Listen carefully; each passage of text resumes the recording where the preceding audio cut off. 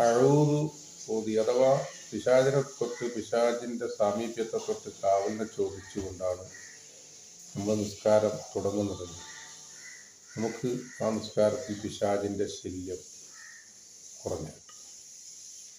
നിസ്കാരത്തിന് നമ്മൾ നിയ്യത്ത് വെച്ച് കൈകെട്ടിക്കഴിഞ്ഞാൽ അഊദു ബില്ലാഹി മിനശ് ശൈത്വാനിർ റജീം എന്ന് ഒരു 3 വട്ടം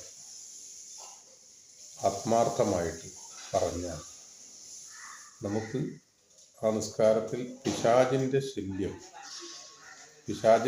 എന്ന് പറയുന്നത് അല്ലാതെ ഈ വസ്വിസ് ഫി സുദൂരില്ല, മനുഷ്യന്റെ മനസ്സിൽ അത് വസ്വാസുകൾ ഉണ്ടാകും എന്നാണ് ഖുർആൻ പിശാചിനെ സംബന്ധിച്ചുള്ളത്. നമ്മുടെ മനസ്സിനകത്ത് ശരീരത്തിലെ നരമ്പിലൂടെ രക്തത്തിലൂടെ സഞ്ചരിക്കാൻ കഴിവുണ്ടെന്നാണ് പിശാചിനെ സംബന്ധിച്ച്